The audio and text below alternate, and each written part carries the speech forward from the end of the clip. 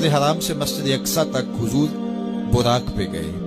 مسجد اقصی سے پہلے آسمان تک نور کی سیڑھی پہ گئے. پہلے آسمان سے لے کر کے 7ویں آسمان تک فرشتوں کے پروں پہ گئے. 7ویں آسمان سے لے کے سدرہ تک جبریل امین کے پروں پہ گئے. سدرہ سے لے کر جہاں تک اللہ نے چاہا رف رف سبز نوری تخت پہ گئے. یہ 5 مراحل مکمل ہو گئے. اور آج ہمیں خوشی کیوں نہ ہو، آج کی شب میرے اور آپ کے آقا و مولا وہاں تک پہنچے ہیں جہاں کسی کا خیال بھی نہیں پہنچ سکتا.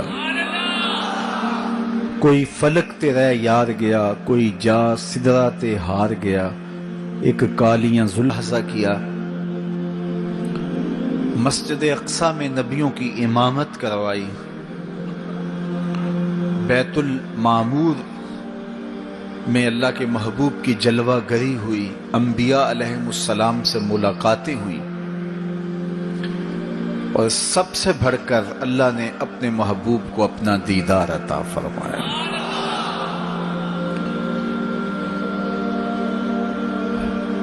اب اس سرعت کے ساتھ، جس تیزی کے ساتھ حضور علیہ السلام تشریف لے گئے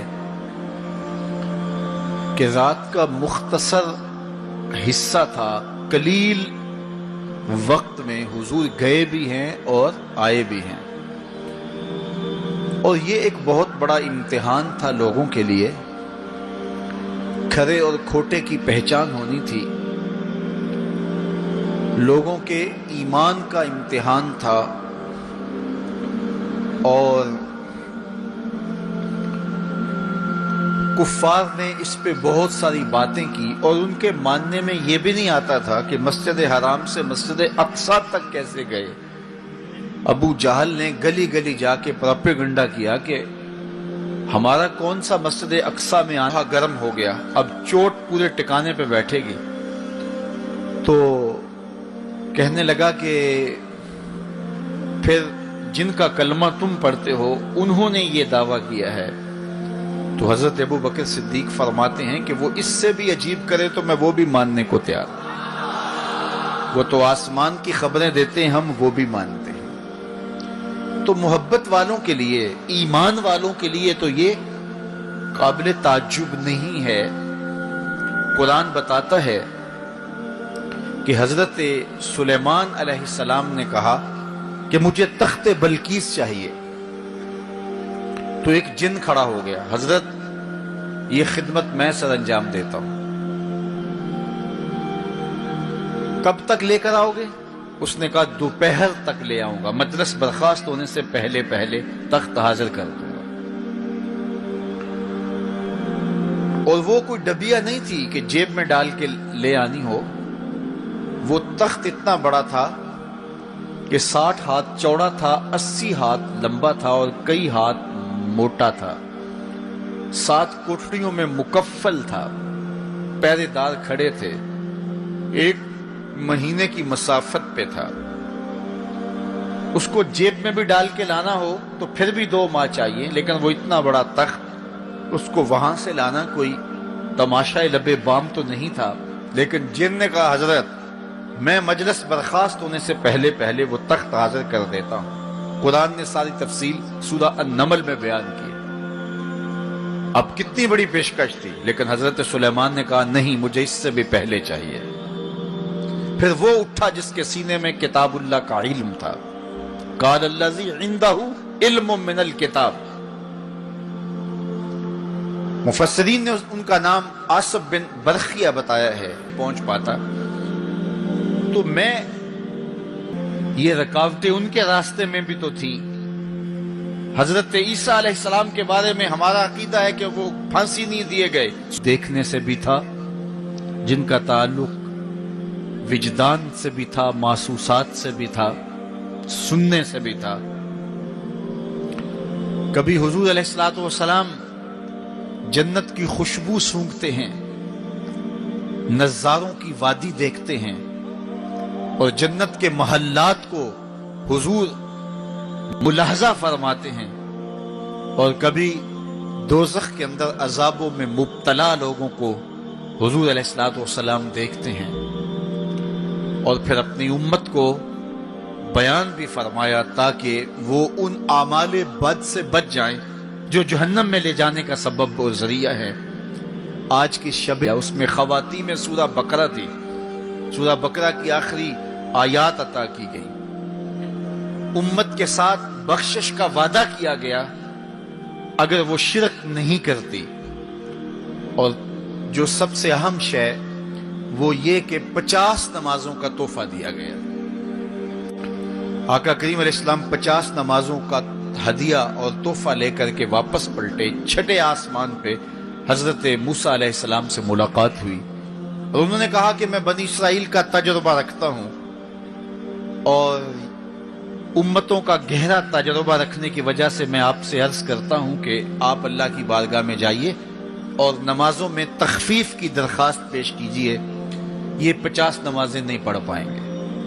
تو حضرت موسیٰ علیہ السلام کے کہنے پہ حضور دوبارہ بارگاہ عزتی میں حاضر ہوئے اور عرض کی تو 5 نمازوں کی رخصت ہو گئی، 45 رہ گئی، تو واپس پلٹے تو حضرت موسیٰ علیہ السلام نے پھر کہا کہ یہ 45 بھی نہیں پڑھ سکیں گے، آپ اللہ کی بارگاہ میں دوبارہ تخفیف کی درخواست پیش کیجیے۔ تو حضور دوبارہ جاتے، پھر آئے، پھر انہوں نے کہا، 9 مرتبہ واپس بھیجا اور 50 سے 5 نمازیں رہ گئی۔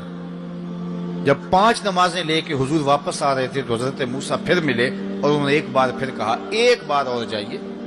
اب عادت باری کیا ہے، ہر بار درخواست کرنے سے 5 نمازوں کی رخصت ملتی ہے، اب رہی 5 گئی ہیں، تو عادت باری کے مطابق اب یہ 5 بھی معاف ہو جائیں گی۔ تو حضور نے فرمایا مجھے رب سے شرم آتی ہوتی۔ تو یہ 5 نمازیں تحفہ معراج ہیں جو حضور لے کر کے آئے ہیں، اسی لیے الصلاۃ معراج المومنین کہا گیا کہ معراج اہل ایمان کے لیے، نماز اہل ایمان کے لیے معراج ہے۔ حضور کا معراج تو یہ کہ رخ مالک سے پردے اٹھے اور دیدار الہی کیا اور وہاں تک پہنچے جہاں کسی کا تصور بھی نہیں پہنچ سکتا۔ لیکن اس امت کے لیے معراج یہ ہے کہ جب وہ پیشانی سجدے میں رکھ کے سبحان ربی الاعلیٰ کہتی ہے، اتنی رحمتیں برستی ہیں کہ اگر لوگوں کو پتہ چل جائے کہ ہم جب سجدے میں ہوتے ہیں تو کتنی رحمتیں برستی ہیں تو وہ سجدے سے ساری نہ اٹھائیں، اتنی رحمتوں کا نزول ہوتا ہے۔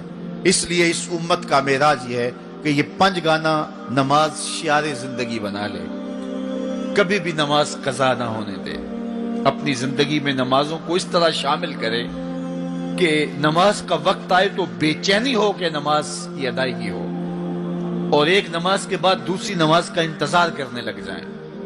میرے اور آپ کے آقا و مولا نے فرمایا مجھے تمہاری دنیا سے صرف 3 چیزیں پسند ہے، حبب الی من دنیاکم ثلاث، تمہاری دنیا سے صرف 3 چیزیں پسند ہے، خوشبو، پاکیزہ عورتیں اور میری آنکھوں کی ٹھنڈک نماز میں رکھی گئی۔ حضور نماز کو آنکھوں کی ٹھنڈک قرار دیں، اور فرمایا بلال حبشی کو جب اذان کے لیے کہتے تو یہ فرماتے ارحنا یا بلال، بلال اٹھو اور ہمارے سینے کو راحت پہنچا دو۔ تو نماز سے حضور کے قلب کو، حضور کے سینے کو راحت پہنچتی تھی۔ میں اور آپ جتنے لوگ یہاں آئے ہیں اور جس ہجوم کے ساتھ، جس شوق کے ساتھ، جس ولولے کے ساتھ اور جس محبت کے ساتھ آئے ہیں، یقیناً آپ اور میں حضور کو راضی کرنے آئے ہیں، اپنے رب کو راضی کرنے آئے ہیں، آقائے دو عالم کی رضا کے حصول کے لیے ہم آئے ہیں۔ تو حضور کی رضا کے طالب بن کے آج کے اس اجتماع میں آنے والوں، اگر تم چاہتے ہو کہ حضور ہم سے راضی ہو جائیں، تو اگر بدقسمتی سے کوئی بے نمازی ہے تو آج عزم کر کے جائے کہ آج کے بعد نماز نہیں چھوڑوں گا، اللہ کے رسول راضی ہو جائیں گے انشاءاللہ، چونکہ حضور نے نماز کو اپنی آنکھوں کی ٹھنڈک قرار دیا ہے، اپنے دل کا قرار نماز کو قرار دیا۔ ارحنا یا بلال، بلال ہمیں راحت پہنچا دو اذان دے کے، تو یہ حضور کے لیے راحت کا سبب تھا۔ تو 5 گانا نماز شعار زندگی رکھیں، اور جنہیں نماز نصیب ہے خراب ہو جائے اور شر پہ اتر آ جائے اور پھر دوبارہ اس کو لینا چاہتے ہیں تو پھر، لیکن وہ شر، وہ غلاظت، وہ گندگی، وہ چھینٹے جو اڑے تھے وہ آگے بڑھتے رہیں گے، اور اس کا گناہ تمہارے نامہ اعمال میں، تمہارے کھاتے میں درج ہوتا رہے گا، حتیٰ کہ تم مر بھی گئے تو پھر بھی تمہارے نامہ اعمال کے اندر وہ سب کچھ اترتا رہے گا. اس لیے اپنے آپ کو محتاط کرنے کی ضرورت ہے اور اپنے ایک ایک لمحے کو محفوظ کرنے کی ضرورت ہے. اپنے وقت کو قیمتی جانو. اپنی زبان کو کھولنے سے قبل 100 بار سوچو کہ جو میں لفظ کہہ رہا ہوں وہ کیا مجھے کہنا چاہیے یا نہیں. میرے اور آپ کے آقا و مولا نے فرمایا جو اللہ اور پچھلے دن پر ایمان رکھتا ہے وہ خیر کی بات کہے ورنہ چپ رہے. اس کا چپ رہنا اس کے لیے بہتر ہے، اور اگر وہ کہنا چاہتا ہے تو وہ خیر کی بات کہے. تو فرمایا میں نے وہاں بیل نکلتے ہوئے دیکھا اور پھر دوبارہ گھسنا چاہتا ہے تو گھس نہیں پاتا. تو کہا جبریل نے کہ یہ وہ بول ہے جو زبان سے نکالا جا چکا ہے، اب دوبارہ زبان میں اس کو داخل نہیں کیا جا سکتا. اور مختلف صورتیں حضور نے دیکھی. لوگوں کو عذابوں کے اندر مبتلا دیکھا. لوگوں پہاڑ کو دیکھو، یہ اگر اپنی جگہ ٹھہرا رہا تو تم مجھے دیکھ لو گے. یہ الگ بات ہے کہ وہ پہاڑ ٹھہر نہ سکا، اللہ کے جلووں کی تاب نہ لا سکا. کا پرتو پڑا ہو تو نظر اتنی تیز ہو جائے، اور تجلی ذاتی کا عکس جس نے دیکھا، تجلی ذاتی کے جلووں میں جو گم رہا ہو، تو اس کی نگاہوں کا عالم کیا ہے. اللہ اکبر. یہاں تو خرا موسیٰ